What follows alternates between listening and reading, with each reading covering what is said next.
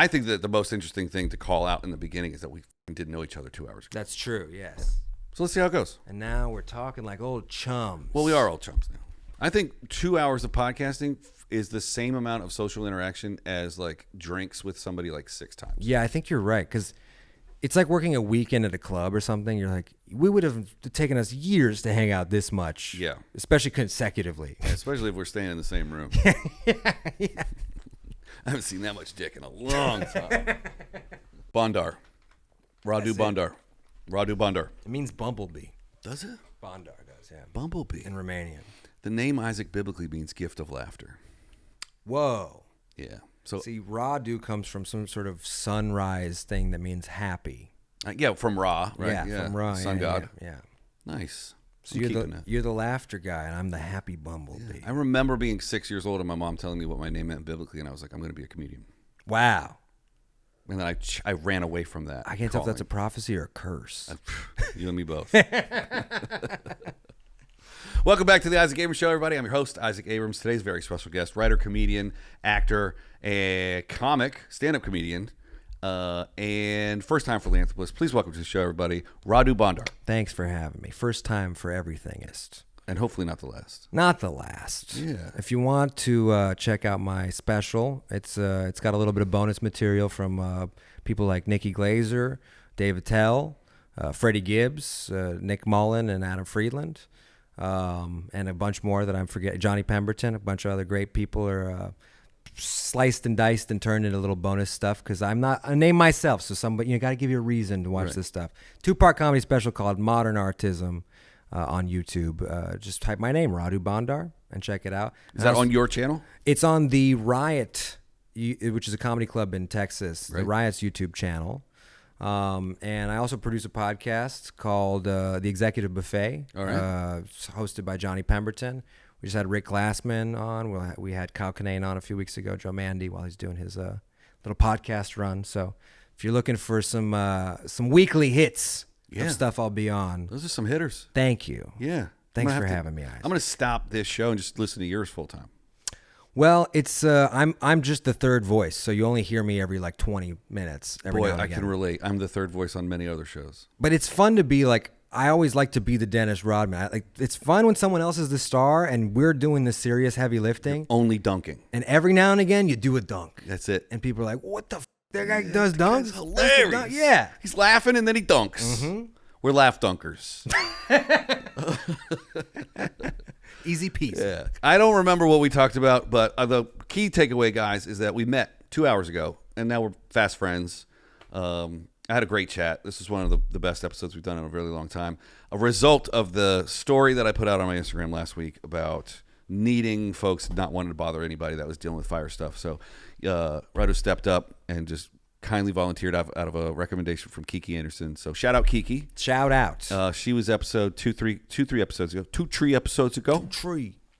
Very funny lady. We did a special taping together. That's how we met. Yeah, the OnlyFans. You want to talk about the OnlyFans? Well, we didn't even do our OnlyFans. We did our own self-produced ones. Oh, but we also both have been.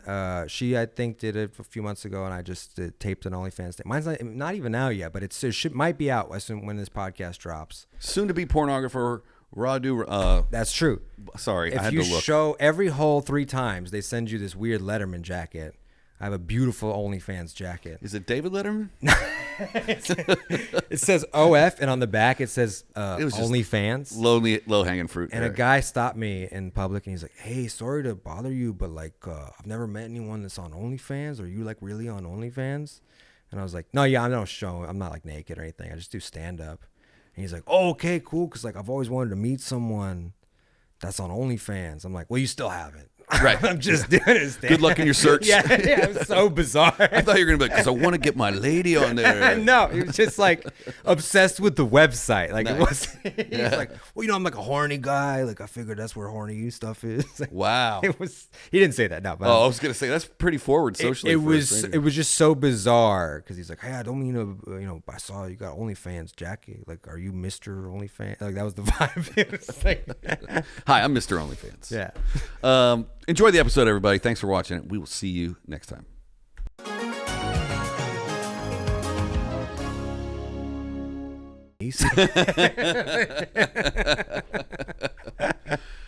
man.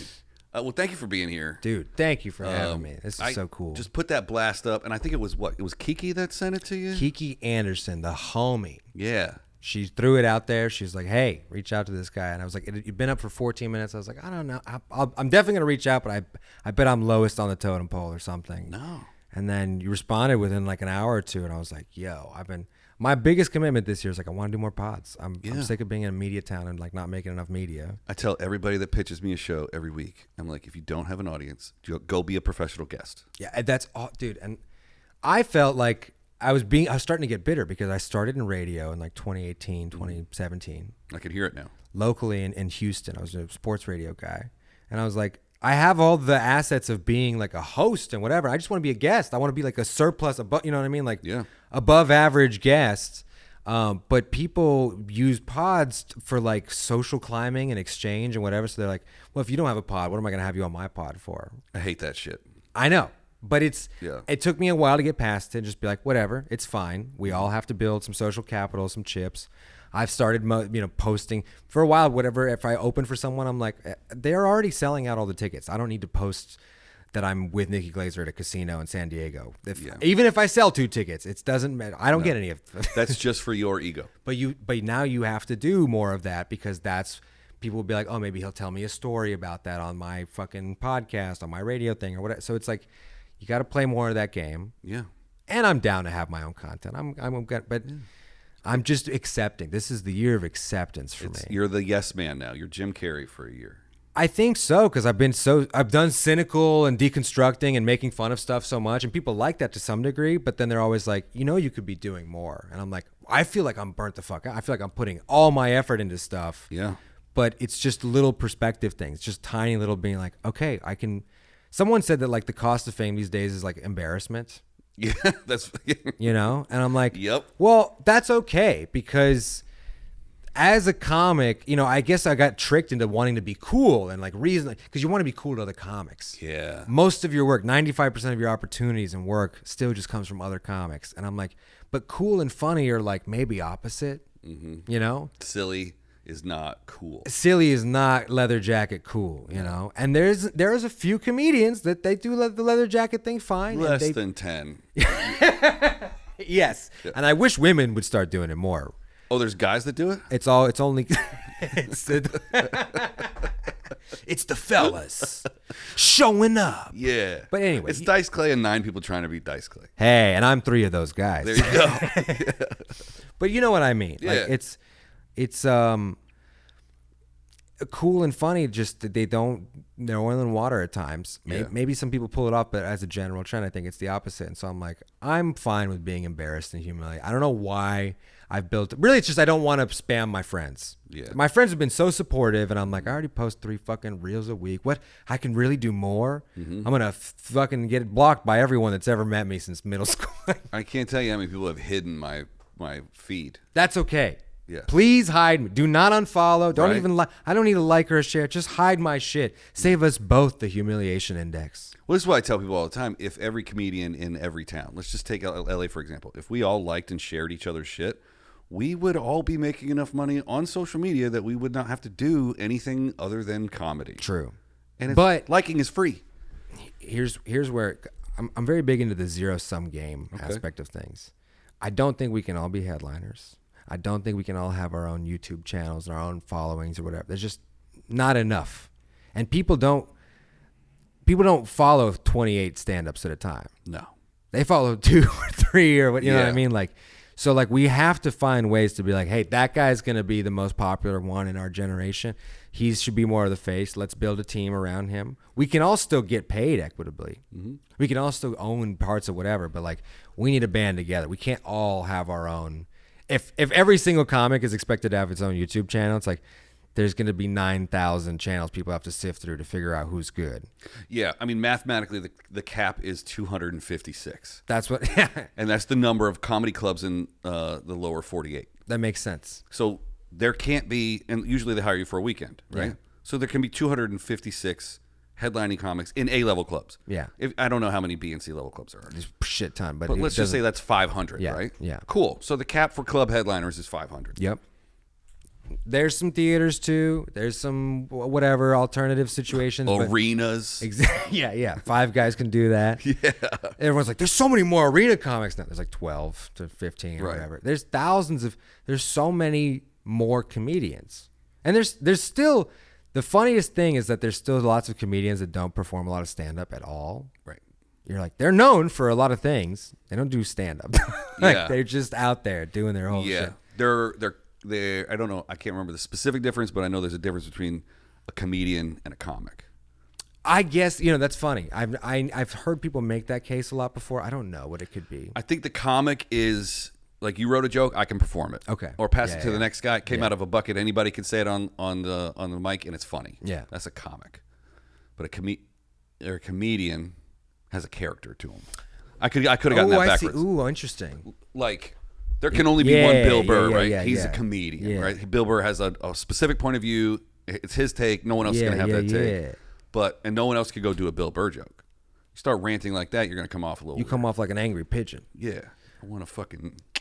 I want to reclaim humorist.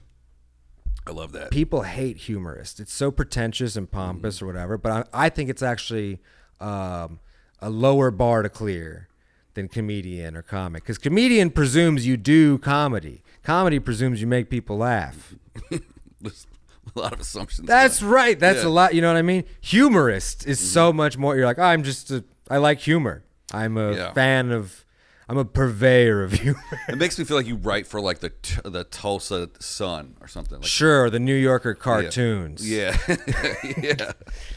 You're writing funny quips about Whole Foods. That's what a humorist was for the longest time. But now I think humorists should just be like a troll.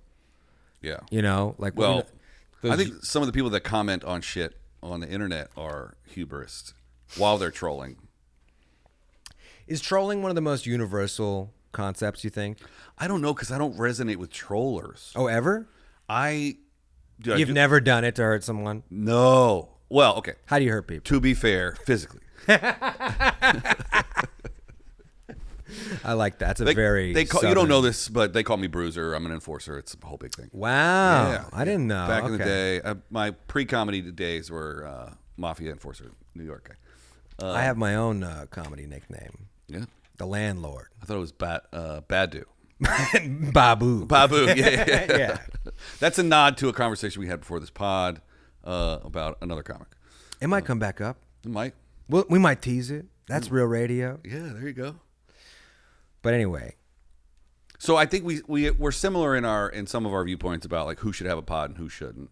I think there's 2 types of people. Ultra famous people that are just starting a pod because they should have one, they have a fan base, and people that have no fucking business starting a podcast because they have like 12 people at home that are going to watch. And I only get phone calls from the second half of it. My big fear was always being like, dude, I'm going to put some of my best effort and my best jokes into that thing that gets seen by 12 people or whatever. And I'm like, what a dumb fear to just do it. Just do your fucking thing. Yeah.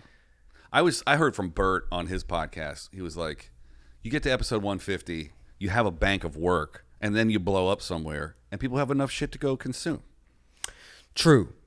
But who knows? I mean, that's a nice best case scenario. Sometimes you get to episode 34, you have a blowout with the producer. Mm-hmm. Your wife's like, it's really 35 episodes, you're still buying ads, it's going nowhere. Like, I've seen it go sour so many more times. I've been on the sour end of it. You know? Yeah. I've had clients come to me after the 10th episode and go like, why aren't we getting 1 million views? Where's our 1 million views? Right. I'm like, well, you didn't put it on your Twitter at all. That's my favorite part, dude. When I'll give someone like a team-friendly deal, I'm like, hey, so normally I'm supposed to be doing this for $1,000 every 2 weeks or whatever. I'm doing it for 100, and then they don't even post like crazy amount of clips or whatever. So I'm like, you're not exploiting me correctly. Yeah. I'm giving you a 90% off. Yeah. I have to show you my asshole. I have to show you where to fucking. This is insane. Yeah, I clip for this one specific show. Yeah, the co-producer sends me the time code, which is great. Saves me forever. That's fucking beautiful. I'm giving you exactly what you want, but I'm giving you 9 clips a week, and you're posting like the 3 that you like. Well, what? Like, I don't want to spam people. I'm like, well, you're in the wrong business, honey. Well, she just runs the TikTok. I run all the other socials, so I'm spite blowing up their YouTube channel. Good. I've done, dude. When I worked for Roast Battle, the same thing. I love Brian Moses. I love all those guys there. They're doing incredible right now. But early on, they were like, I don't know if we want to post this stuff. I don't know if we want. People are saying mean stuff in the comments. I'm like, guys, it's all engagement. That's right. And then I would work twice as hard and like show the results and be like, see, and it was all out of spite. And then once they were like, they'd give me like a leash and green light and whatever, I was like, I get lazy, right? Because I have no motivation to. Like, I already showed you I could do this. Exactly. Yeah. It was the dumbest cycle of. It's glad they found like maturity and stability. Yeah. And I'll always go back and help. And I just helped Jay Light SEO his special that released on. Such a good. Yeah. Dude.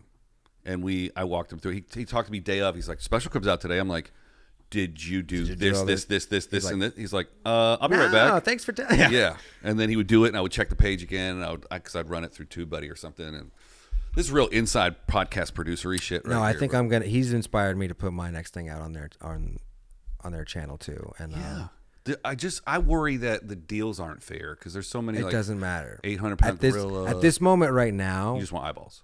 Look, my big problem with current show business stuff or whatever is like the deal used to be you show up, you get exploited, but you know you're getting exploited and you're getting exposed to an audience, and then maybe it's up to you a little bit later to cash in on that audience. Now people are like, show up with your own audience and we're going to exploit your audience for you. And you're right. Like, what the fuck do I need you for? You're insane. You all sound like gambling addicts. I'm here to get fucked. So it's a weird, kind of a situation right now. But I'm like, I don't think if you're getting a good deal, like OnlyFans paid me like a crazy amount of money to do stand up. Yeah, no, I'm familiar with those. That's sus. Did you do 15 or 30? I did 10 minutes. You did? Oh, yeah. I know quite a few people who have done those. 10 minutes for $4,000. Yeah. And then they're gonna give me. Fucked. They're gonna give me another $2,000 for posting for 6 months, and then if I sell $1,000 worth of products, they give me another $4,000. Oh, okay, yeah. So it's up to $10,000. I had the 10K figure in my head. Yeah, because the other comics are like, I'm getting 10K. I tell people the truth. I'm like, here's the structure, here's the whatever, But realistically, I'm like, hey, how come the Tonight Show gives me $500 and OnlyFans is like splashing this up to $10,000? And you're like, oh, because probably no one's gonna see it. Probably they're just like, getting into a thing so their reputation is like seen and not as like only porn stuff, or maybe because they're a UK-based company, so if they make some non-adult content, they're not taxed as a porn company. I don't know. Yeah. Either way, I'm happy to be part of this money laundering scheme, and it's the greatest opportunity I've had to date, which is sad for both of us. I will wash all your money. Absolutely. And I'm gonna promote the shit out of it. It's the best taping I did. I brought like 15 people out for it, so I'm not shitting on this situation whatsoever, but I'm like, this is just honestly what comedy is right now. It's a lot of people like they either know how to exploit you or they're kind of figuring it out in retrospect, and you're like, can I help you optimize my own exploitation? Right. I think I know what I'm looking for here. Yeah. I was actually talking about somebody with that about yesterday about the disorganization of like the fire relief effort. Like everybody that's going to volunteer has shown up and they're like, no one knows what they're fucking doing. Well, I have a background in logistics and leadership. Who they need. I am, but I can't just show up to a volunteer site and be like, who's the boss? Ronnie? You're fucking fired, Ronnie. Take a break. Yeah, and let me help. I'm going to sort this out for 2 hours. I'll get you going, and then I'm going to take off to the next place.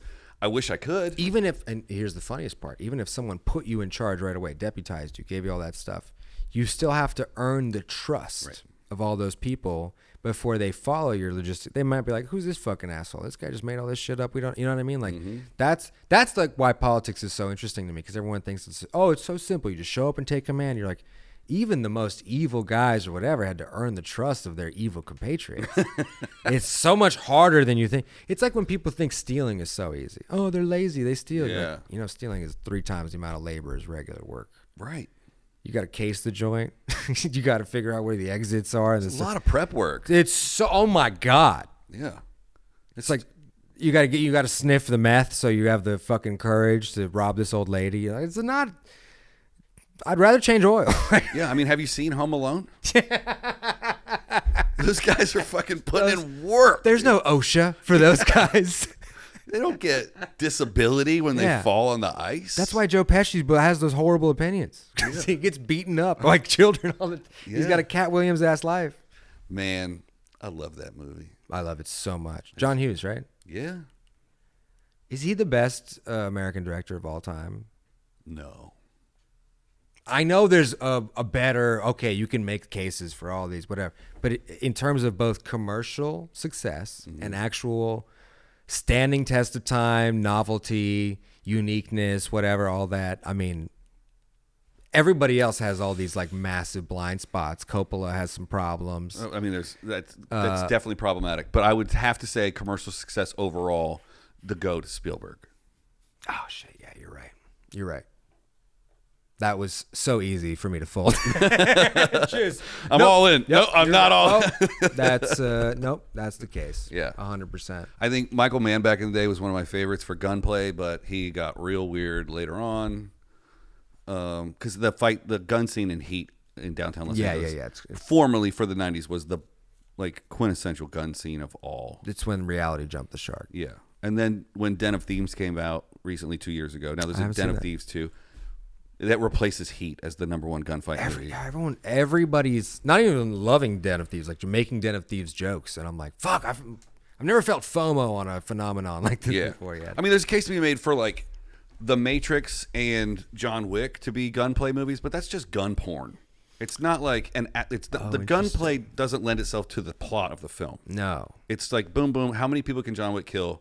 Cool. Yeah, but like when the cops are shooting at the robbers and we don't know who's actually going to win in and outside the bank of downtown Los Angeles in Heat, it has you on the edge of your seat. We know John Wick is going to live. We know there's going to be a sequel. I know, exactly. That's the point.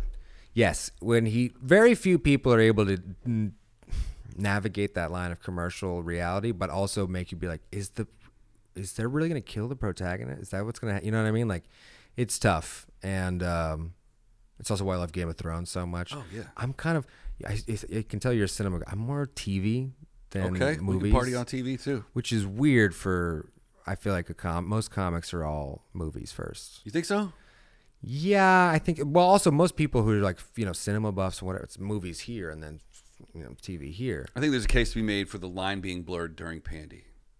Or somewhere in the early, I don't know. Even before the pandemic, I just loved like old TV. I would like study like how like the sets, kind of blended into the fabric of the show. Like, I love like watching old TV that I don't have references for, and I have to sit there and stop and Google like every 3 minutes. I'm like, what the fuck is tenement housing? What is this? Like, oh shit, what I mean? Like stuff like that. Yeah. Whereas with films, if I do that, I'm really truly interrupting a product, an experience. Mm-hmm.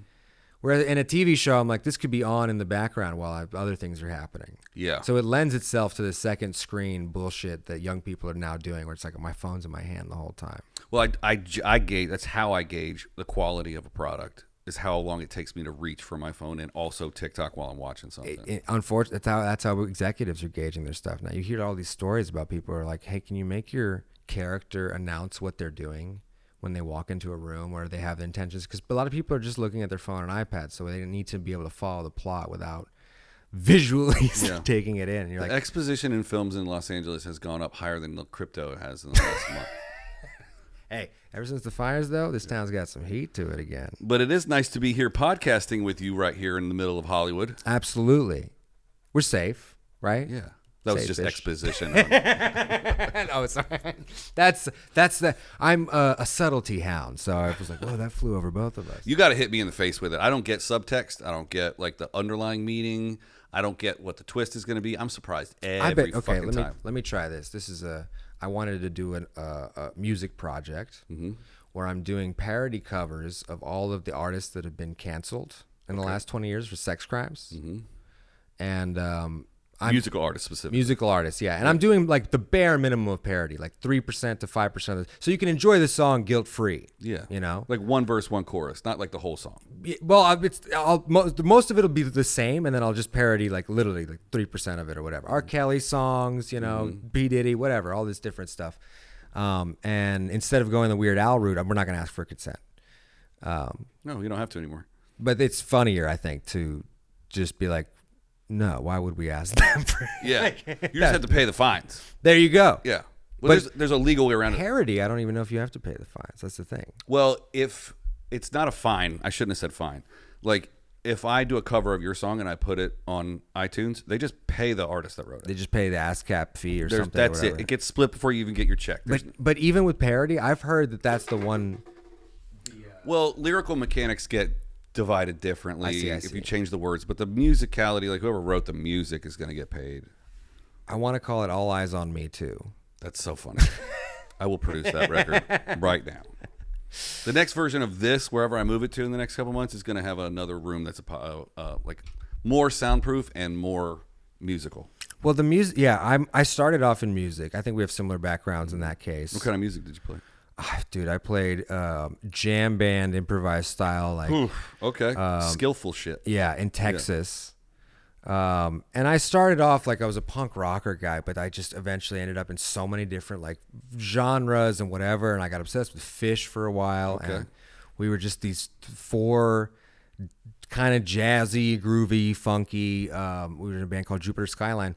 And when it broke up, I was really there's 2 reasons I was like kind of fucked up about it, because like this one guy in the band was like a musical savant, and I knew I was like, I just have to be around him and there's going to be some level of success in arts. And that did turn out to be true. For him, he's got a great career going.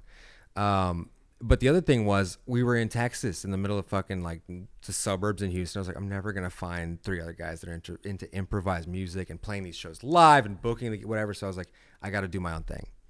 And singer-songwriter seemed so pretentious. Oh, yeah. I couldn't even imagine. I was like, what? Why would anyone give a shit about? I'll be one of those guys at the open mic that tells you like a 4-minute story about why my song happens, and then it's the worst music you've ever. No, I couldn't. I would rather Harry Carey. So stand-up literally just made sense. I've been doing live sketch at like some conferences I was going to for a while, and I was like, stand-up just made sense in terms of like, I don't need guys to practice with. I don't need, and then I'll figure out if I like it. In the first 2 years, I did it whenever I wrote new 5 minutes. So I only did stand up once, like once a month, once every 2 months. Like I thought that's how you're supposed to do it. Yeah. And then some people started making fun of me. They're like, "Why aren't you? You have to show up like you do 3 mics a night or something." I was like, "What?" There has to be a life between those two. There is, but in the beginning, if you want to get good, it's the only skill you can't practice by yourself. It also can be detrimental to practice it in front of just too many comedians. And then you're doing the meta thing and you're doing the, you know what I mean? Nobody likes it when you're working bits on them socially. It's tough. It's so tough. So like the 2 benefits I had that made me, I think, really good at stand-up. I'm fine saying that. I'm pretty good at stand-up. I didn't have to have a job for a long time. My parents weren't rich, but they were middle class and I had no siblings. So I'm like, I got to have, stay in school for too long and not have a job. I didn't have any extra money to do cool stuff, but my rent was paid and it was fine. Yeah. So it was just all day reading Wikipedia articles, watching documentaries, absorbing constant information. And with a little bit of traveling, whenever I'd go back to Romania, I'd find ways to do it on the cheap. And then the other thing is like, I could do a lot of stand-up. I started doing stand-up when I was 18. Like I said, the first 2 years I dicked around, but then from 20 to like 25, I would sacrifice anything. I had like my wedding in, April of 2019. And then 2 days later, I was like in LA doing a shitty comedy festival at the West Side and like trying to get, I was doing spots at different places. I was like fully pot committed, not necessarily to the lifestyle or anything. I was like, that's the only way to get as good as you want to get at stand up. Yeah. So you're 26? I'm 30 now. Okay. I started 12 years ago. I didn't think that like you could get funnier from doing lots of stand-up. I thought funny is a different thing. Like being good at stand-up and being funny are 2 separate dimensions. Right. 2 separate categories. You could be funny with your friends and be a horrible stand-up comedian. Absolutely. And there's some stand-up comedians that are really good at stand-up and they're not funny at all. All they're good at is manipulating tension and release. Yeah, that's true. So I'm like, I didn't want to be in that pitfall of like, fuck, I'm just like a funny guy that doesn't know how to do stand-up. I didn't want to be a stand-up that wasn't. I was like, I want to be really perfectly balanced, and I was obsessed with Bill Hicks, and Bill Hicks has all these rules and guidelines to stand-up, right? And one of them is, and most of them are dumb, but one of them is really good. He's like, the act is what you fall back on when you run out of stuff to say. Mm-hmm. And I was like, wow, how much do you have to be on stage to where you're just like, you get up there and you're talking like we are. We're just broadcasting. And you're not worried. A laugh's going to come. Mm-hmm. You're manifested in 9 seconds, but we're not rushing it. Yeah. Take your time. Rogan calls it the buoy that you swim back to. Your act is the buoy. Absolutely. Absolutely. Well, you don't just walk into this. I mean, the conventional wisdom was that it took you about 10 years to figure that shit out. And I was like, I don't have that time. The competition's getting so much more dense and it's crazy, whatever. So, and I also am, I don't know if you can tell, I'm come off polite, but I am a real conflict person, especially against authority. And comedy, like you don't back down from conflict. Yeah, and I have this weird problem of like I'm always trying to stand up for like the little guy and the group and the whatever. And comedy is a very exploitive, stupid business of like you need to bring 20 of your friends and they all got to buy 3 drinks and then do whatever, you know. And Houston was a very exploitive, very dumb comedy scene. The 4th biggest metro area in America and one of the worst comedy scenes for years. It's the 4th biggest metro area? Absolutely. Wow. Yeah, right after Chicago. Nobody knows anything about it. It's a very overlooked town, both culturally but economically, it's a powerhouse. Mm-hmm. It's a massively important part of America's infrastructure. They're refining all the oil down there, right? And yeah, exactly. And it's also where a lot of oil companies are headquartered and energy companies and whatever. I just finished Landman, so oh my God, it's I'm an oil expert. Sheridan is amazing. Yeah, I've been talking like Billy Bob for the last 2 weeks. It is infectious. Mm-hmm. He's that good of an actor where you're like, Jesus Christ, I just want to become. Yeah, I don't ever want to work with him though. No, my old business partner did the promos for his last show, and he was like, showed up right at his call time, and he called all the department heads in. He's like, "What are we doing?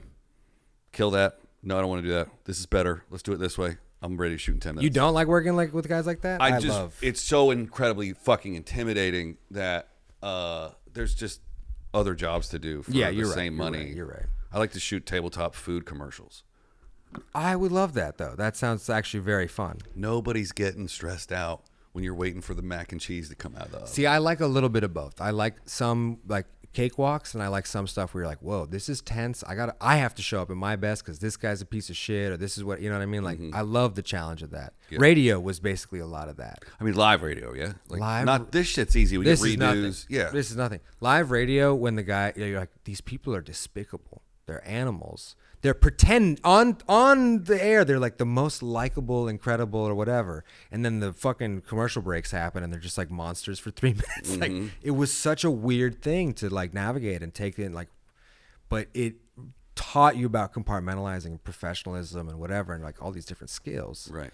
Because being funny, right? A funny decision and a good decision, sometimes opposite ends of life. Yeah, that's true. So like, all the different things that people would have to do to make them stand out at their showbiz profession or whatever sometimes made them detrimental as people. Sometimes it really fucked up their lives, and you're like, I'm glad I got to observe that and not have to like live and learn all these fucking problems myself. Yeah, I had to learn a lot of shit the hard way. I thought when I first started as an assistant director, I thought that leadership meant ruling with an iron fist. Yes, stepping on throats. Everyone does. And then the more I realized that leadership was about winning people over and understanding the best idea wins, I changed my whole life. Like when I started like taking an extra second to pull the call sheet out of my pocket and go, Radu, listen, I'm going to need you to fucking do this thing over here.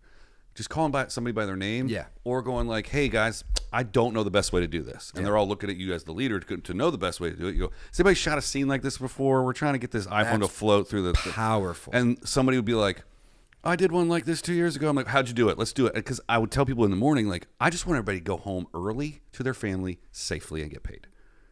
And that changed the whole career. The kind of boss everyone wants. Is that what you're saying? I'm perfect. I'm perfect. A panderer. No. But it's so counterintuitive where you go, real power is showing that vulnerability, you know, being like, does anyone know how to do this? And people are like, whoa, okay, we can work like this together. Real power is not having to flex. You know you can come down with the iron fist. You already know that. Now you invite people in to compromise, all these different things. It's bizarre to because you'll never figure that out perfectly. You'll still have that iron fist reflex all the time. And you might only learn it by failing. And you might take it out on the people closest to you. That's Always. The worst part. Oh, yeah. The people you feel most comfortable with. The people that I brought that were on my team, if they failed and what I felt embarrassed me, I would ream them in front of 150 In front of just to show you're like, no nepotism here, no favoritism. Yeah, they're not getting away with shit. It's very counterintuitive what it takes to lead. Yeah. Or to even just be successful for a second, to work in a group. When I see young comics that popped off super early in their late 20s, early 30s, and I see them trying to lead their squad, if I'm on their team or adjacent to their team, I'm like, hey man, let me talk to you for a Let second. me give you a Just- little. Listen, I'm not trying to tell you how to run shit, but like, fucking 15 years older than you, have done a couple things. Just You're like John McCain. You're like, there's a reason my arms don't go like this. Okay, I'm just gonna teach you. yeah, because I was a fighter pilot. Yeah.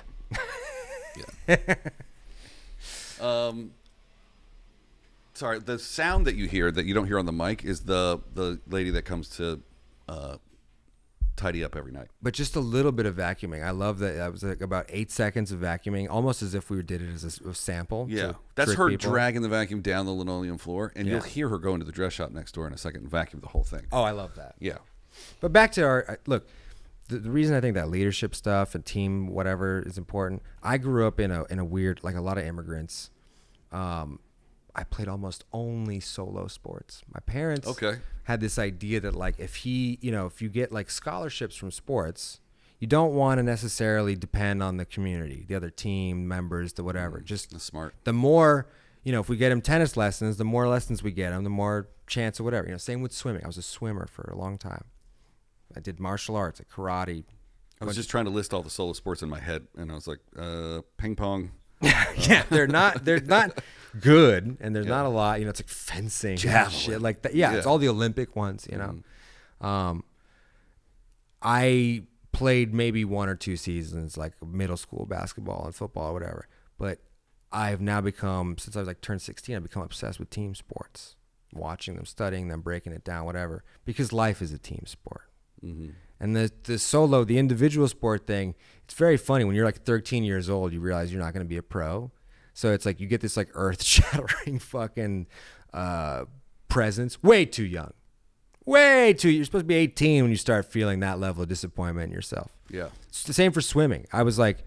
I realized it's not a big deal that I'm smoking cigarettes and getting worse and can only do backstroke, because like I was never going to be this level of Olympic swimmer. So then I was never going to be a national level swimmer. So I was never going to get a scholarship. We're just trying to get to college. Exactly. Yeah. I'm like, meanwhile, I'm just like a summer middle school swimming guy. I'm like still the best in my community. Right. But I know exactly how far I'm not from the other good you know what I mean? Like, which is a measurement that sometimes you don't need to measure yourself with. Yeah. But these individual athletes are forced to early on. As a team guy, that guy's made 30 catches. But when Sunday rolls around, anything can happen. Mm-hmm. Who knows how much, you can show up, make some kind of plays, and maybe it never happens again. Or maybe that starts the trend of momentum. It puts you on a shift. But there's so much more hope because of all the variety, the dynamic factors to it. Anything could happen. Right. Literally, this could be our year. Any given Sunday. Yeah. Which is why people don't quit sports. Sports is like more dangerous than heroin. Yeah. I mean, the Lions are a perfect example this year. Oh my God. In Detroit, there's millions of people that have gotten off fentanyl and opium and oxy, but nobody's quit the Lions. 90-year-old women are like, maybe this year, and you just die, just disappointed. Right. They have no money. The Ford family somehow is making more money off you, like through the Lions. Like, it's fucking crazy. Yeah. But life is a team sport, and sometimes you're the backup kicker, and sometimes the guy you hate is the beautiful, dashing quarterback. And it's like, you got to work for him. You got to make him better so that your life gets better. I was just talking, I had a writer-director yesterday on, and he's made 2 feature films on his own, but he's made 12 shorts. One of them went super viral in November. And he got a newer, bigger, more powerful agent at CAA, and everybody's like, oh my God, new up-and-coming, brand new writer-director, exploding onto the scene in Hollywood. And I just wanted to pry into his life about first of all, filmmaking is a team sport, but second of all, that was not an overnight success. No, it never is. I remember him as a bartender in 2008. Yeah. And when he was writing the scripts that he was working on. Yeah. It's like, I forgot where I was going with that, but you're right. It's a team. Oh, this is the point I was trying to make. The amount of time that it takes to foster the relationships, to build the team, is the same amount of time that it takes for you to get good at your craft to make the top tier product. That's a great point. That's going to clip so good. That's a great point. Because it's, people talk about like the meeting of opportunity with preparation or whatever. Success.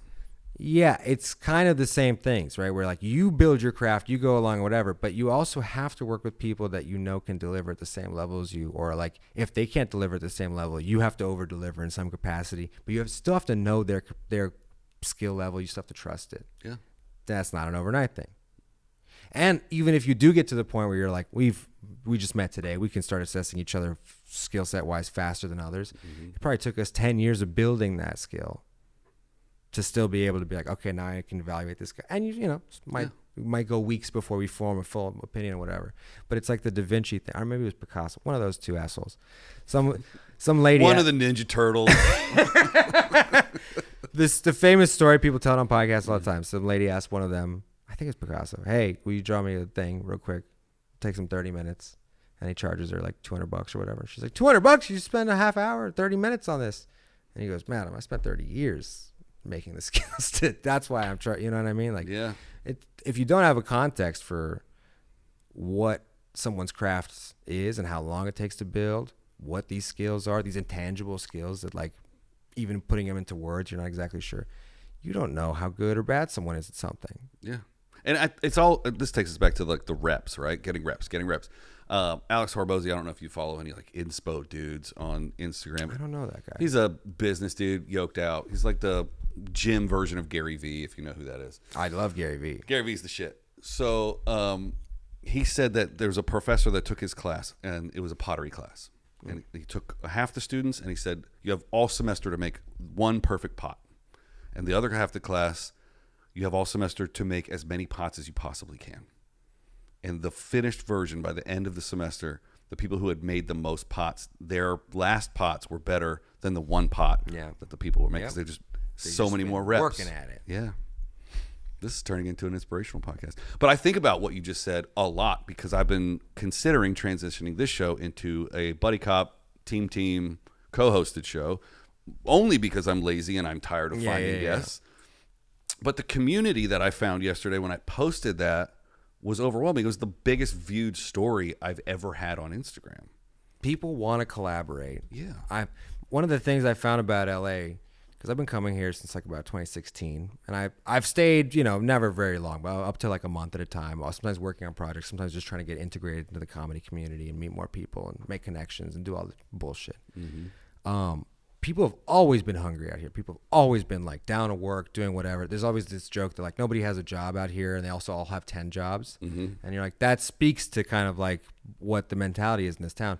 But as of recent, with the reorganization since the pandemic, people don't know exactly what their most efficient use of their time is. And so there's a lot of like just looking at who's successful and be like, do we replicate that? Do we just try to be in their Instagram story? Like what, you know what I mean? Like, and I'm speaking in really broad strokes here. Some people are still making really unique, interesting, whatever stuff. But like, yeah, people want to make things. They don't necessarily know what they want to do. They're just down to contribute and show up to a cause. And I feel like there used to be more of that. I mean, central casting used to be a fucking building you go to and just figure it out. That's where it starts. You know what I mean? Like, I don't think that everyone needs to come out of the box prepared to be their own business and brand and all this shit. I think that's actually really bad. It's one of the things Gary Vee's fucking us over with. Like the idea there's a business inside of all of us. Like, dude, some of us are workers. Not everybody has to be a brand. Some of us are janitors. Yeah. You know? But now you're expected to live stream when you're mopping the floors. Oh my God. You have to be plumber. a You're a content creator plumber. Like, I get it. I've worked for Gary a couple times on some shit for his advertising agency. Never him directly, but I think it's okay if you're at home and you're just like, I just like working at Home Depot. That's it.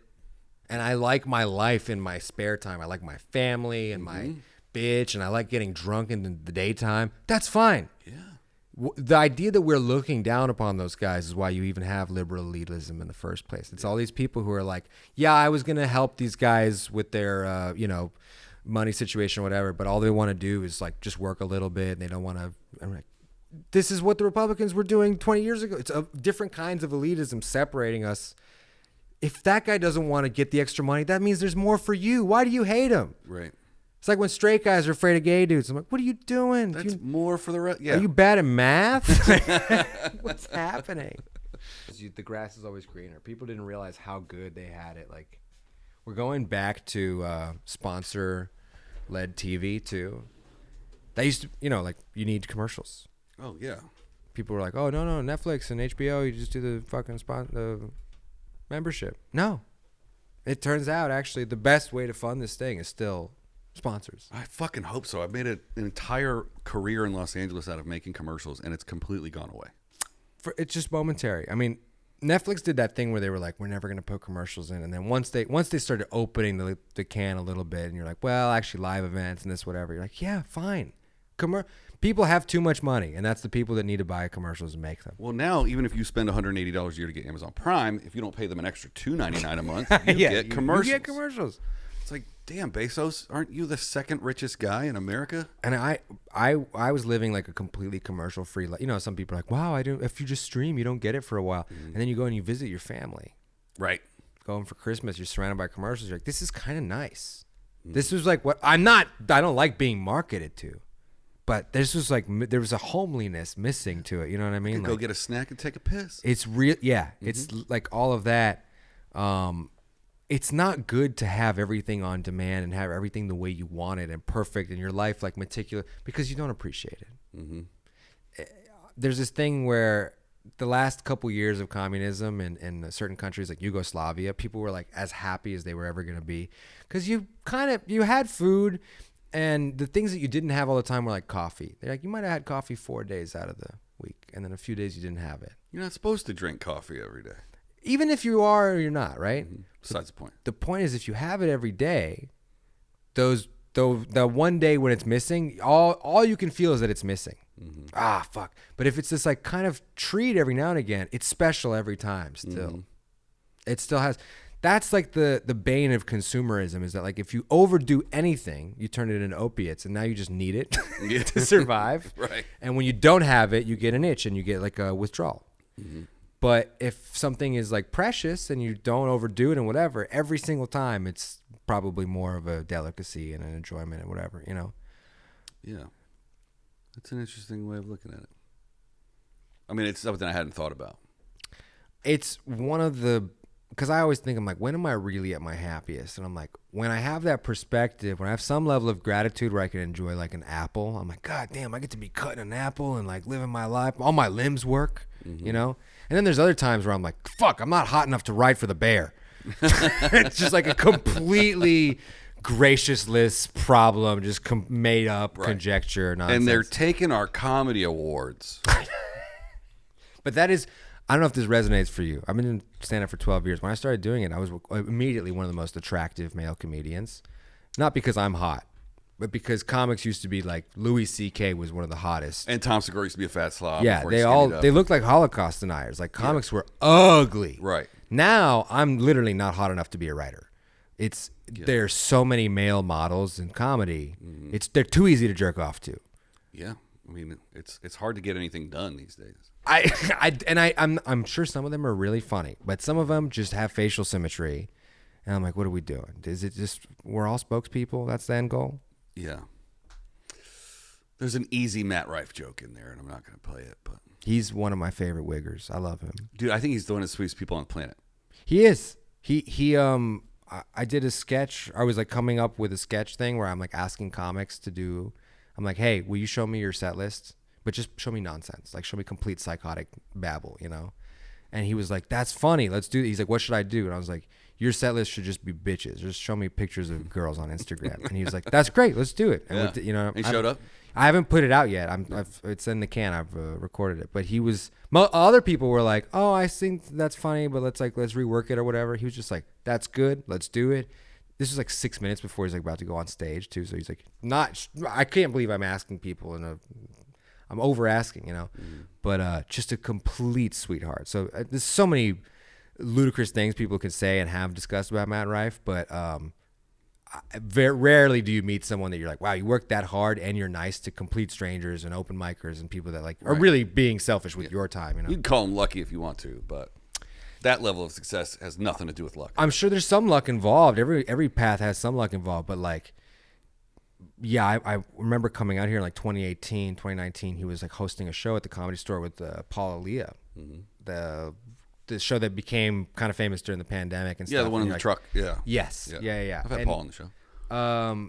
I don't remember anything Paul said. I remember a lot of what Matt was saying because he was just like having to be trying to prove he was one of the funniest. It's overcoming looking like a male model. Yeah. You know what I mean? So even though I say that I have a problem with a lot of Rife is actually one of the guys I'm like, no, he does a lot of things for a lot of people. There's some guys that are just hot looking. There's this German guy that I'm like, I won't say his fucking whatever, but like, I don't know if I know him. it doesn't matter, but he's getting all the spots everywhere, and every time I talk to somebody, I'm like, is he getting better? And they're like, no, it's like the opposite. It's like, he's getting worse.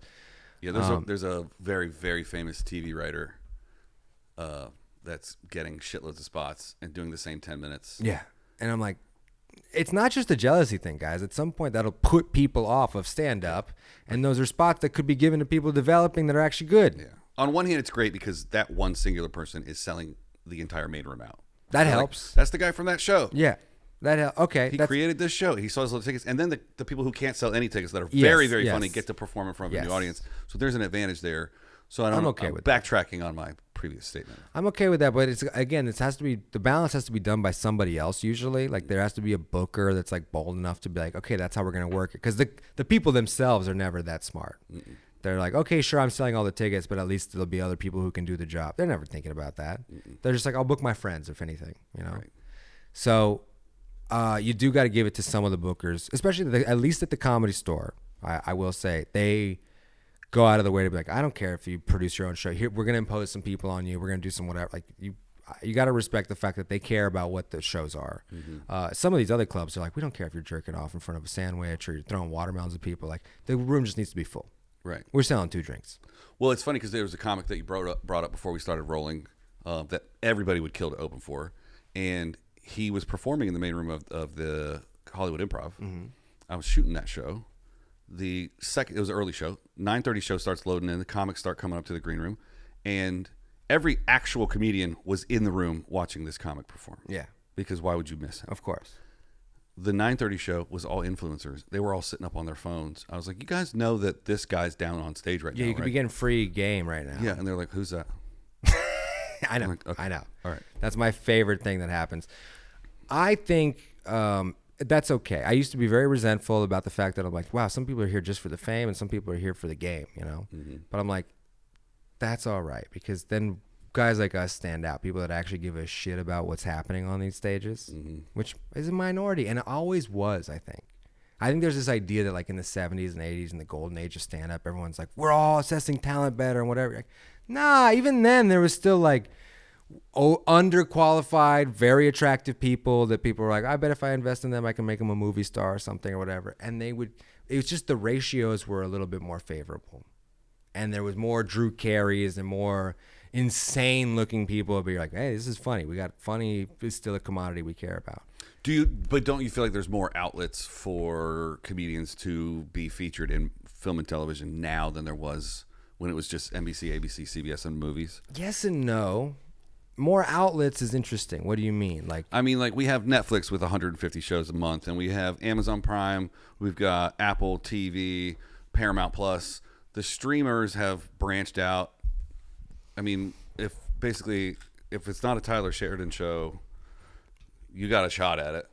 So, but back in the day, it was like you became a famous comic, you got your sitcom, you were on Friday night. Yeah. Boom. Yeah. There's Tim Allen and there's Seinfeld and there's those guys. But now, guys like us, guys like Santino's like, he's popping up everywhere. He's a guest star here, guest star there, doing movies.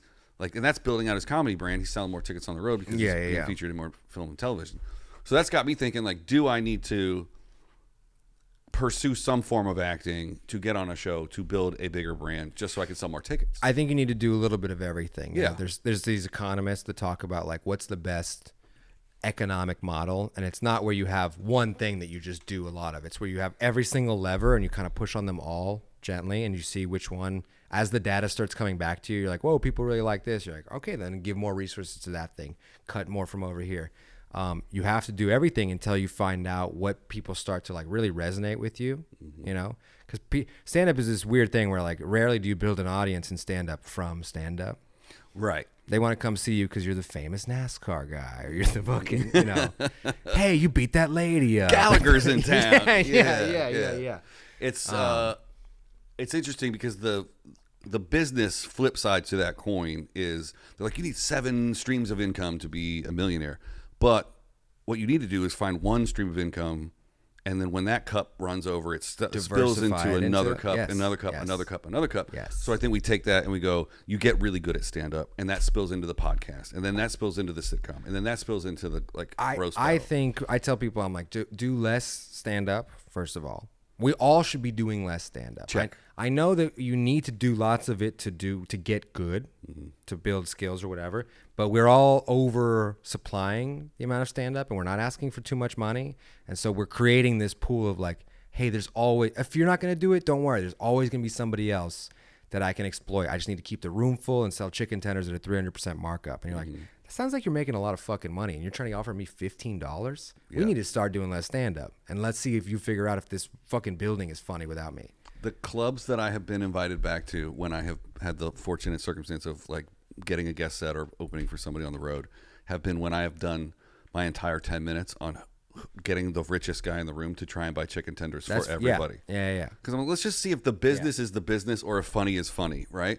So I'm like, I'll go to the manager. What's on special tonight? What do you have to move? What's going bad in the fridge? Oh, we got to get rid of the tenders. Got it. Great. Let's try and find out who the richest guy in the room is. Does anybody have a boat? I got a boat. You got a boat in an RV? I got a boat in an RV. And then you go, okay, so cool. smart. What's your name? Brad? So fucking I bet you won't smart. buy chicken tenders for the entire front row, Brad. They're $9.95. They're on sale right now. Isaac, if you wrote a bit that was objectively better than anything George Carlin or Mencia or Louis C.K., I don't know why I put those three together, but whatever, if you wrote the funniest bit in the world, So if I stole the funniest bit in the world. yeah, if you wrote or stole the funniest bit in the world, you're still less likely to get invited back than what you just said. Doing what you said Exactly. is the best strategy to ever get invited back to any comedy place. And that's not a good or bad thing. It's just an indicator of where the business is headed. Because at some point before you know how there's a comedy boom and bust? Before the bust, there was more talent assessment done, and you could trust the buildings and the brands. And as they seeded more of that, it was really just people coming to see who they knew.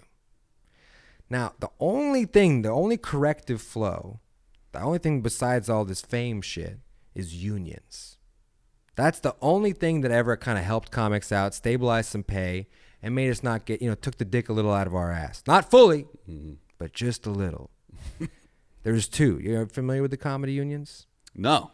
One in 1979 at the Comedy Store. Right. I know about the walkout and the strike. That one's like semi-famous. Letterman and Jay Leno are instrumental in it. Gary Shandling does it for about a month, and then he's like, fuck it, you guys figure it out. And he starts performing. A lot of people became scabs. A lot of people crossed the picket line. It was crazy. I can't imagine who wouldn't scab now. Well, you'd be surprised. You never know, because I talked to guys. There's a guy who's like blowing up now, and he was a comic for many, many years, and but he's like in his 70s, and finally his career's taking off. And he was a scab during the strike. And He's an Austin guy now, though, isn't he? he's a Houston guy now. Oh, really? Yeah. And Bill Hicks convinced him to move to Houston because there was more stage time in the 80s. Wow. And I think we've talked about it. He's never told me directly, but I think even back then, 95% of your work came from other comedians. And he had just gotten passed by Mitzi, and he never worked the main room. So he's like, I'm a little too vulnerable. I think if I cross the picket line, I'll never work again. And he was probably right. Steve Lubekin was in a similar position, and he wasn't a famous guy, and he kind of probably offended Mitzi by crossing the picket line. And after the strike was over, she never worked him again, and he threw himself off the building that was next door. So, so there's some people that have it worse than others. They were just shitting on him on Rogan the other day. I know. Which, of all the guys that need to get their comeuppance, back and not a guy that's high up on that list. Either way, very complicated thing. And the president of that union, Tom Dreesen, is I think registered Republican. He's like a lifelong Republican guy. So It used to open for Sinatra. Yeah. Still alive. I want to talk to Tom so badly. I've talked to him for hours. I want to interview these guys about the He's union at stuff. the Laugh Factory every night. And then, there was a union in 2003 in New York. I did not know that. In New York, Ted Alexandro was the president of a union that wasn't formally legally a union, because they realized there's like so much hoopla, paperwork, all this bullshit. They were like, what if we just kind of get together, decide to strike? More of an association, perhaps. a little family situation, Yeah. you know, a sting of ours. I know this guy. Yeah. And they get 200 comics together, and they basically decide they're like, whatever business, we're just going to stop performing stand-up, and whatever business is still standing in a couple weeks, we'll negotiate with those guys. And the clubs are like, we can't afford it. All right, what do you want? What do you want? What do you want? And they're like, we want this pay, we want this, we want whatever. In both circumstances, in both the LA and New York comic, what those unions negotiated is still the pay today. It's never changed. Right. And it might change for you when you get famous. It might change for you when you have your own individual leverage. But as a whole, for comics, if we do want any change, instead of just bitching and sitting around and being like, this guy's a joke thief, we have too much of this problem in comedy, we have too much sexual assault, power dynamics, whatever, you're all just whining and doing nothing unless you want to form a union. Okay, let's break that down for just a second. My first counterpoint to that is specifically in Los Angeles, the top 3 clubs, the Laugh Factory, the Improv, and the Comedy Store. The best lineups are Tuesday, Wednesday, and Thursday. Because the best of the best are on the road on the weekends. Absolutely. So the best of the best don't give a shit about whether or not they make $50 or $15. They don't need it at all. Because they want to know if the jokes are funny. Yeah. So if that means the weekend spots when the tourists come to Los Angeles and they come to a comedy show, it means you're in front of a bigger crowd, but you only got $15 for it, or 50. I don't know what the Comedy Store pays now. $50 in the original room, and then a split of the door in the main room, unless it's produced by an outside producer. Right. So in some cases, you could make $300, $400, $500 in the main room. It does happen. Yeah. Yeah. It does happen. Which for 15 minutes is not a bad And that's paycheck. that's the best deal on the coast, which again, negotiated by the unions. On the coast is great because Austin is paying way more. Well, everyone makes money on the road.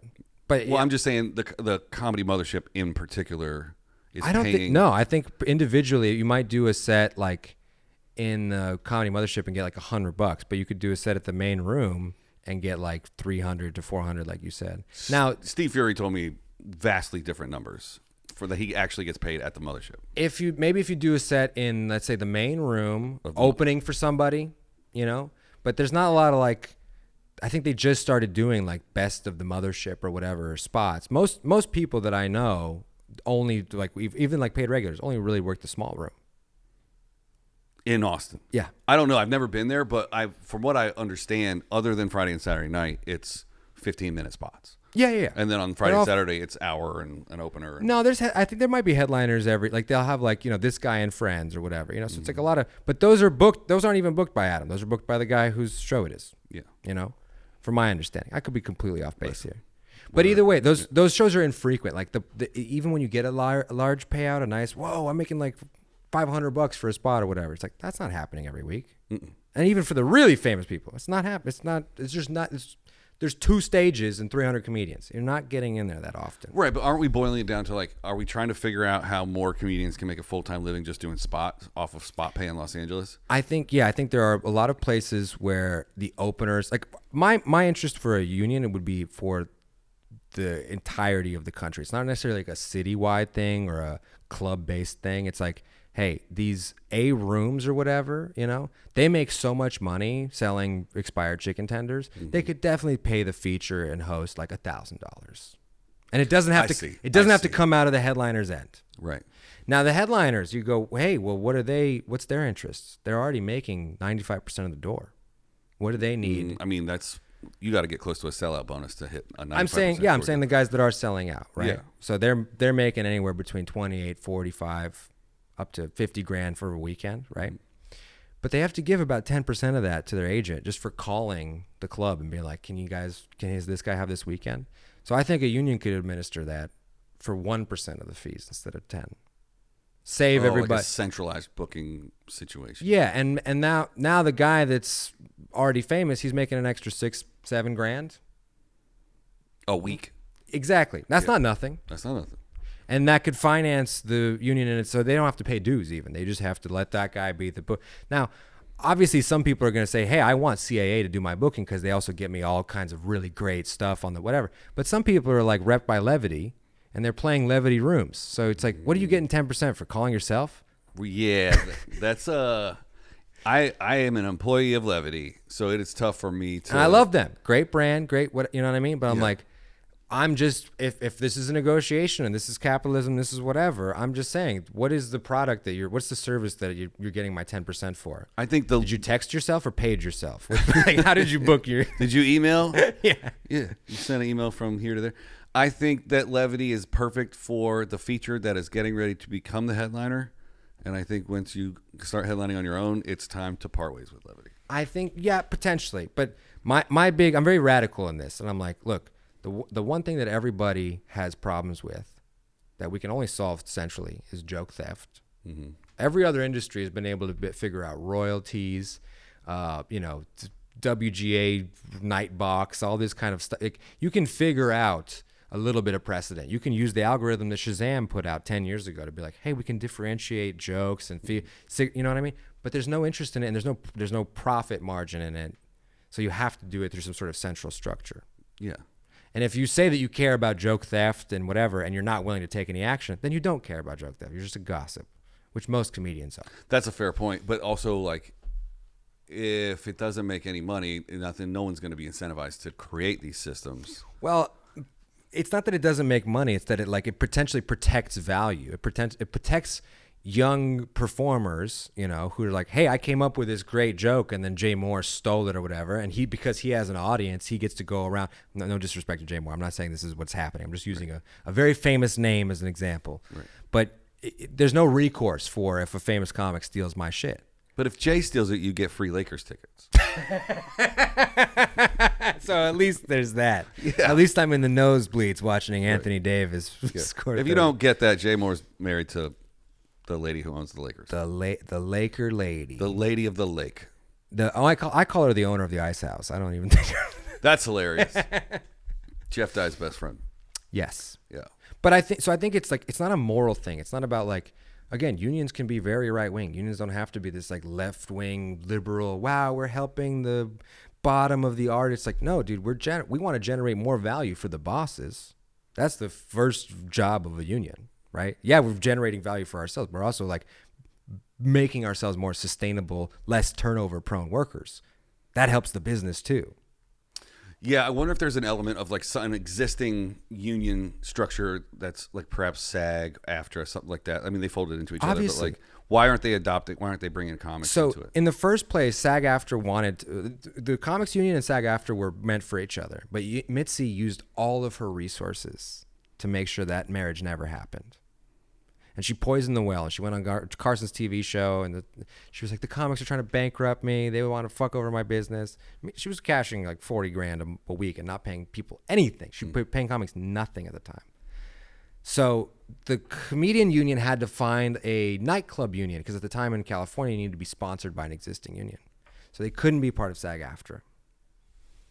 The nightclub union, shortly after the strike and dispute, whatever, they folded because they didn't have enough fucking business. It was a seedy mafia run front or whatever. So the expiration date was like pre-baked into the comedians for pay, that union. But it brings up a point. You're like, yeah, why aren't we a part of SAG-AFTRA? Like SAG-AFTRA is, the SAG part is the movies. The after part is music. Well, that's ASCAP, right? I'm almost ASCAP is one of the things. AFTRA was TV. SAG was like it was TV and theater was it? Okay, all right. Yeah. Then I for some reason I thought that was with the. But there's 900 other unions. Sure. We got. I mean, it's IATSE is the big umbrella, right? So why aren't we and like a local under IATSE? That's a great question. One to be explored. I don't know. I've asked a few people that, and you get like a bunch of different corresponding answers. But the main reason is why we're not under a union, because it's better to exploit us. It's 100%. But let's say right now, like, what would your list of demands be? Like, what would your ideal, like, I want a helicopter and a briefcase full of $1 million. Like, what's your ransom note right now? I'm looking for a pathway to create more middle class comedians, which is something that I think there was a lot more of in the 70s and 80s. And even periods before that. But it's like, you want a pool of people who are like being able to make a living in this thing, and they don't have to be famous to do so. And they don't have to be necessarily on a path to fame. Mm-hmm. You know what I mean? But doesn't social media have the opportunity to supplement your income as a comedian? No, dude. Social media is this like, first of all, it might also be like a race down towards the bottom. But social media is like, it's your marketing arm. You know, you give away free labor on there, and yeah, there might be some money that comes up, but it's like a fraction of what you're actually making or delivering for that larger tech company. If you're smart, you take that money and you put that back into ads and you try to sell tickets. That's the only way you're getting money out of social media. Mostly social media is like just your public affairs, how you get the message out about yourself. But like opening for other comedians, right? A show is 90 minutes long. The headliner does 45 minutes. The other two openers do half of that. They don't get even paid 1% of the show. That's not fucked up. And I'm saying this. I think about this all the time. If it's so easy, you don't need openers. Do your own fucking show. Do your 90 minutes. See how many weeks people go that long before they're like, fine, bring those losers back. Let's pay them something. Yeah, I mean, my thoughts immediately go to theater comics when you say it's a 90-minute show, and then a theater comic gets to bring whoever he wants to, and some guys do it different. Most of those guys pay people $100 to open for them. Yes, a lot of times some of them will negotiate that the theater has to pay them $300 to $500.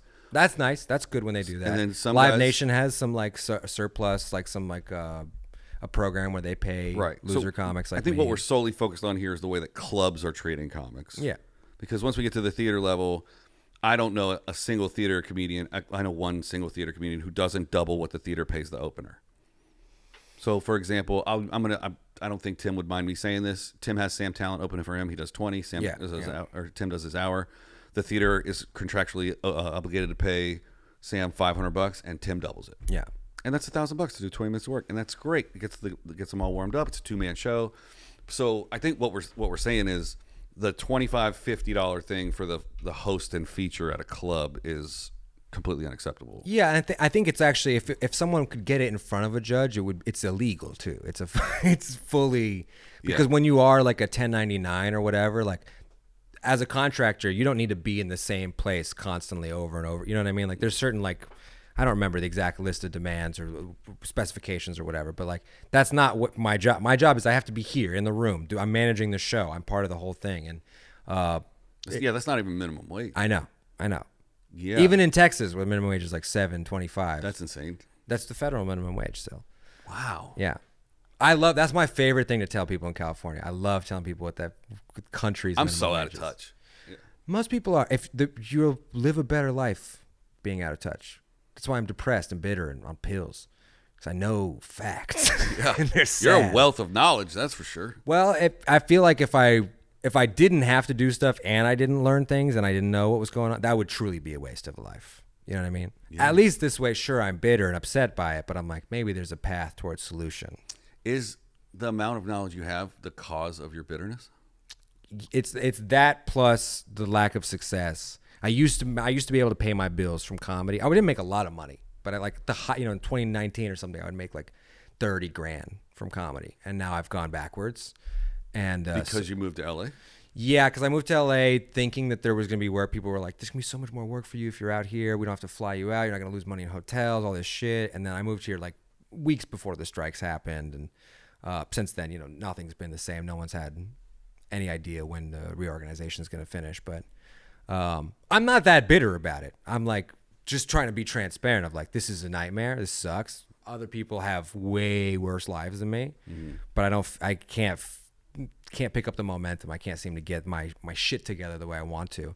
And I'm still very lucky. I still get to like work with a lot of very famous, very funny comedians, but it don't pay no bills. It don't make no money. Right. I get to open for Attell all the time, and I sometimes lose money on that. You know what I mean? Yeah. Like, it's just what it is. Right. I'm still super, super grateful to be in a position to be losing money on it. There's guys right now that are like, I would pay a lot of money to do that. Yeah. I lost money on my last tour. Sure. Comparatively to what I made in the career that I built in Hollywood over the last 20 years. But I got so much more than I lost. I made enough to pay my bills, and I got to see the whole country. I got to do 150 shows. Yeah. I got to do 10 minutes a night. Sometimes 3 shows a night. It's what the hard part about it is like when you have, I think my delusion kept me going for momentum for like 8 or 9 years. Every now and again, all it took is just like one headliner be like, oh, that bit's pretty good. Not even your act. Oh, that one joke is fine. Add to the delusion, add to it. Then the pandemic came through and broke that.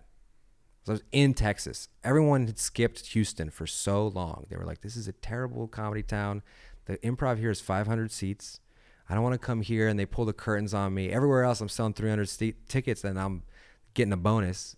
Here, I'm a loser. Mm-hmm. So they would just do San Antonio and Austin and Dallas and skip Houston. And then the pandemic came around. And people started putting Photoshop and cowboy hats into their like, I loved it. I've always been a Texan. I chew on that fucking wheat thing or whatever. And I love open carry and I'm scared of abortion, And I bought some guns. Yeah. Yeah. And it was upsetting, not only to the mind, but to the soul, And I was like, I don't want to be a part of this. And a lot of my friends were like, hey, man, we got to take advantage of this opportunity. Kill Tony's here, Rogan's, whatever. And I'm like, that's great, but they didn't come here before. And now they did at the worst possible opportunity, this really heavily politicized, crazy moment where we don't know if it's safe to talk or spit on each other or high five or whatever. I think I'm just going to stick to the Zoom shows because if I show up to these fucking places, I'm going to kill myself and the people there as well. So because it's Texas. Yeah, and it's way too easy to do that. Right. But at least they'll shoot back. That's true. Yeah. Well, they say that.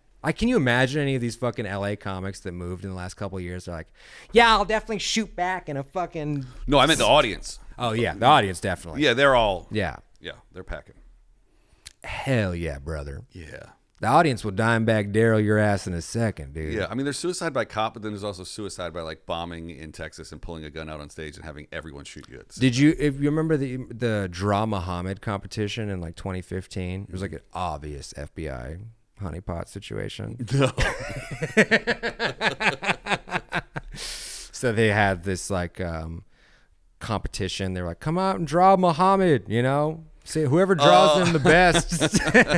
And it attracted two guys that were like radicals. And they're like, how dare these people, these motherfuckers, let's go teach them a lesson. And they were just like, as soon as they got out of their car, it's just lit up by like 40 rednecks. Yeah. And there was an FBI handler on the scene. The Intercept wrote this scary article about it. Look into it when you have some free time. They're like, come on and sit down. Basically, a lot of the media has assessed that like the FBI incentivizes some mass shooters or guys that are predisposed to commit those crimes. Because they're like, hey, if you keep doing the scary stuff, we can keep tapping everyone's phones and it's not a big problem and everyone's fine with us having our finger in their prostate. I mean, that takes us to the second most recent Trump assassination attempt because there's so many fucking red flags over there. But this is not a conspiracy podcast. No.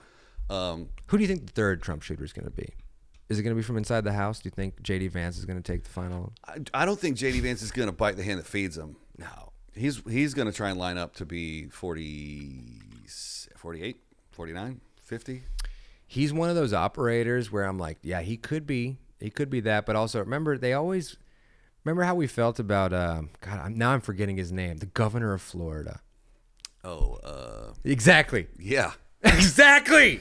DeSantis. Ron DeSantis. Yes. Dude, at the end of 2022, people were like, that's going to be the next emperor of the United States. Like he's like Trump, but smarter. And I'm like, guys, he's 5'7". Yeah. He's 5'7". It's a non-starter. Same thing. I feel like there's something about JD Vance where I'm like, I don't know what it is. Maybe it's the fucked his couch thing, but I actually think that's going to come to his Gen Z is going to really identify with that. They're like, of course, we all fuck weird shit. It's like, what, you don't fuck your couch, bro? Yeah. What's wrong with you? But he had that moment where he called Trump Americanist Hitler and whatever, and people were like, oh, okay, so there are some Republicans that aren't like asleep in this dream. They're like able to think for themselves and do whatever. And then once he got the ticket, they were like, all right, so what are you? You're just, it's how we feel about Hillary too. You're like, I guess I'll vote for you if I have to, but you are the machine. And we're supposed to rage against you. Like, right. There's songs about this. Yeah, it's a whole movement. Yeah. Even the anti-political people are like, I don't feel good about like what you're asking me to do. Yeah. I don't know what's going to happen in the next 4 years, but I'm not as worried about it. I'm not as worried as I was in 2016. And it's not because I have trust or faith in Trump. No. It's because I have more sovereignty in myself now than I did before. I also have some faith in the bureaucracy. Like at the end of the day, all of these systems, we pretend like this democracy, China's doing their thing, whatever. It's all big, heartless bureaucracy that keeps itself afloat because the leader at the top is just a dice. Mm-hmm. And we vote for different kinds of dice. Yeah, I mean, Biden's been sleeping for the last like 9 months, right? It's not. It changed anything. The stocks still keep going up. Money's printing. It's fine. But the reality is that bureaucracy is hard to fucking shake with. You can keep firing guys as you want and make it dumber and whatever, but like its job is to keep stability happening, keep inflation 2%, whatever. And even through all these nightmarish global events and whatever, more or less stability. More or less, it's been about the same. Yeah, the media wants you to like focus on trans people and homeless people and migrants or whatever, but the actual stats is about the same since 2015. Yeah, I mean, you could just tell by how badly they sensationalize the fires that. Exactly. I mean, you tell from people who called you from back home that were like, "How on fire are you? And can I send you a fire extinguisher?" And you're like, "Frankie, I haven't heard from you since high school. Yeah, brother. Like, what's going on?" They're like, "I saw it on the news." Dude, my media said you're burning, and I'm like, "What? Like, I can't even get a fucking eighth right now. The dispensary's closed. Send me that fire, brother." Send me that heater, dude. Meanwhile, this is the funniest part. People were sending me memes in Houston. They're like, "You got no water. You got no water." Then I Google what's happening in Houston. They have no eggs. I was like, nobody has eggs. That's a national problem. Yeah. Yeah. There's no eggs here. I'm like, wait a second. Bird flu, swine flu, something swept through all the chickens. Yeah. And then people are like, well, but California was mismanaged. I'm like, brother, what do we do? Show me somewhere that's not mismanaged. I toured this entire country this last year, and I'm like, but you get to any city, like you get to Portland, you get to New York, Seattle, they're like, our city's not doing pretty good right now. You're like, well, who's on the up? Right. San Diego's doing bad. Who are you LA's jealous doing of? Austin's got the biggest homeless problem it's ever had. Like Louisville, is that where the fun's at? Where's the party? Mm-hmm. Tampa, like what's doing well? The city that you can't get any insurance in Florida. Nowhere is at its best right now. You know what's doing good? Saudi Arabia, like Oman, shit like that. Oil money. Places that have sapped the actual resources the last 15 years and have something to show for it. Right. Which is funny because we have quite a bit of resources ourselves, but we let corporations take it. Like we all own that oil. Dude, but then somebody gets the money to put it in their pocket when they bring it out of guys, like, you keep talking like this, you're going to get the Luigi inside of me horny. All right. Now we're podcasting. That's the one fun, like everyone's like, most people are still like apolitical in this country. And then the Luigi thing happened. They're like, I guess I'm a little political. I guess. Yeah. You know what changed me? I have a poli-sci and psych degree, but I didn't consider myself super political. I just wanted to study political science. And then I had this one teacher who said politics is who gets what, where, when, and why. And I was like, oh, everybody's political. Yeah. Everybody has an opinion on that. You can pretend you don't. Yeah. Most people are just ostracized, being ostracized. Or they live in a level of comfort that they don't have to consider their conditions, where resources come from. But if I say, hey, my politics is that you should be killed on the street, I bet you have a position on that. Yeah, I'm anti. Yeah. You know what I mean? Yeah, I'm against it. Yeah. Oh, yeah. And you don't even have to think about it. You go, wow, I've just galvanized. I bet there's a lot of guys that are anti that. Yeah. Maybe we should form a party. Wait, for me personally, I don't know. Yeah. I might be a party of one. It could be like the entire country's like, yeah, we can see the valid. Yeah. But most politics is distended and overcomplicated, you know, and some people will say, well, I'm voting for less regulation. You go, they're voting to kill you. Right. They want to poison you. Mm-hmm. And they're just saying it in different words. But just enough so that you can get into the medical system and we can take the rest of your money through the health. And then the health insurance is, yeah, they want all the money. So it's like, what are we doing? It's all impolite gestures. And the other thing is that most of us are working at these corporations. Yeah. We're generating their value, which they're using to fuck us over with. Right. It's like self-fulfilling prophecy. You ever work somewhere where they're different departments and someone can help you, you know? I always had this scenario I was thinking about where like a guy sees me struggling to do something, you know, he's like, man, it takes you like 4 or 5 hours every day. And he shows me how to do it in 15 minutes. And I'm like, wow, you just gave me so much productivity and efficiency. And I use all that extra free time to develop a product or like a program that makes his job obsolete. I get rid of his job. That's I love it. Unrestricted innovation. That's like when we're just like, the whole goal is optimizing efficiency, right? Mm-hmm. But you're like, but it's thoughtless, you know? Which takes us back to the union conversation, because you could be on set and you can go, hey, can I get that C-stand? Like, no. I can't touch it. Nah, it's not my thing. Yeah. You got to go get a guy.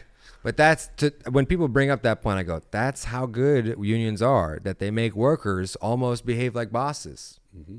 And people hate that because people hate bosses. That's right.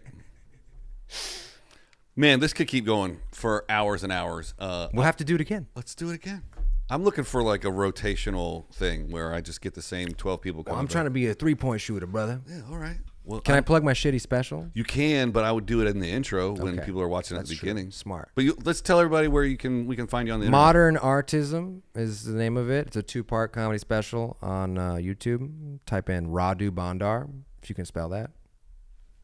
RADUBONDAR. And it's pretty good. It's got a fun little intro, a lot of bonus material in the outro. Yeah, there's a guy talking shit at the beginning. It's Nick Mullen of Come Town. Mm-hmm. And he's just like asking Adam Friedland. He's like, "You heard about this Radu guy? You know, am I saying his name right?" And then so he's fucking around. They're making, this is my friend. I watched a lot of it today. Thank you. Yeah. And why the 2 parts? The 2 parts because the club that produced these specials, the Riot in Houston, which is undisputedly the best comedy club in Houston right now, they were just taping 15-minute specials, and they were telling people like, "Hey, you know, just come do your 15 minutes, and we'll do 2 shows, you know, an early and a late, and we'll piece together the best one." And in my hubris, I was like, what if I do 2 different sets? Can I have a 30-minute? They're like, yeah, but don't do that. Just do your best 15. And I was like, okay, sure. And then I did. Yeah, sure. I did this other thing, and it's very interesting. The first set is actually the late set. I had to like switch them around because the late set is so much better than the early set. And the early set is filled with entirely my friends and fans and family. So it's like people are predisposed to be liking me, and it's just like barely connecting. Mm-hmm. It's doing the job of stand-up. But the late set, which is all strangers and maybe a few fans or whatever, it's like destroying. It's like if that was on Netflix, right. I'm like, I'd be inaccessible to people. Mm-hmm. So I'm like, that's hilarious that I have this juxtaposition. So if people are going to watch half, you want them to see the banger half first. I think so. And also the banger half is all me kind of talking politics and talking about like social constructs and breaking things down and how like stuff is stupid. And then the part that doesn't do as well, but it still like gets whatever, is all about me. It's all like self-reflectionary and like who I am, I'm an immigrant and just whatever, you know, like all that kind of the stuff that everyone says you're supposed to make as a commodity. That's exactly what I was just gonna say is like everybody's been coaching me to say like if it's not about you, just throw it out. It has to be relatable, but it has to be your point of view. It's got to be all your shit. I think people are not interested in me, anybody. Yeah. Like, unless you're John Legend, I don't give a shit that you look like this and your parents are from Minnesota and whatever. Like, say something specifically funny. John Legend. You have to be so famous for me to be interested in like the boring details of your life. Right. Which is why I feel like it's so completely narcissistic for me to even have a podcast in the first place. Well, I feel that way too. When people call, they always ask me like, "Why don't you have a pod? Why don't you be so good on it?" I'm like, because we really need another this guy show. Yeah. Well, the number one criticism I get from like my, I don't know, corporate coaches or whatever is that I'm creating a platform for other people to shine as opposed to like, I want to know I want to sit here and listen to you. Thank you. But I'm not chiming in with retorts as much as I should be or whatever. No, but you got a great broadcaster's balance. Like I told another guy this too. I was like, I've done a lot of podcasts since I got to LA. This is only the second one I feel like I've done with like like a real radio guy. Oh, thanks. Everyone else, it just feels like we're just 2 comics hanging out, riffing around. Riff contest. And I love riff contests for the clips. Absolutely. But sometimes you're like, hey man, we're people. Yeah. You got to fill the time. I love it when I end a conversation and I feel more educated. Because there's so many things you brought up that I'm like, I don't know shit about this. But I'd love to be exposed to new ideas. Thank you. Yeah, I try. That's my... I don't know if that I'm like necessarily likable. I'm not very strong. You're not likable. I don't. I don't like you. I don't fuck with respect as a concept. I don't respect you either. But I love understanding. That's the only tool that I can really bring to the whole thing is like, you don't even have to believe me. You can Google these things and see that I've memorized the right stuff. So funny that you can Google anything you want, but yet you can still lie to anybody and they won't check on you. Confidence is still the main premium in currency. People used to ask me questions all the time before they could just look it up. And I would go, if you're dumb enough to ask me and assume that I know the answer, I'm giving you one. Absolutely. I'm throwing the problem with being informed is you can throw in a little bit of misinformation and people believe it just as much as all the best lies are 90% truth. I know. I just don't have any truth. Fresh out. I always feel like Slavoj Žižek or some sort of Eastern philosopher when I talk about it. I'm like, the problem with truth is it's so fragile. It breaks so easily. A lie can be anything. I give you anything you want. The problem with lies is you have to remember them and have a shitty memory. Well, that's why we got microphones and fucking recorders and stuff. Yeah. Playback. So other people could remember the lies. Exactly. That's what a fan base is. It's people who remember your lies. And we're going to end it there. Radu, thank you so much. Thanks for having me. This was great. This is fucking awesome. Hang out for the intro. Of course. Thanks for watching, everybody. We'll see you next time.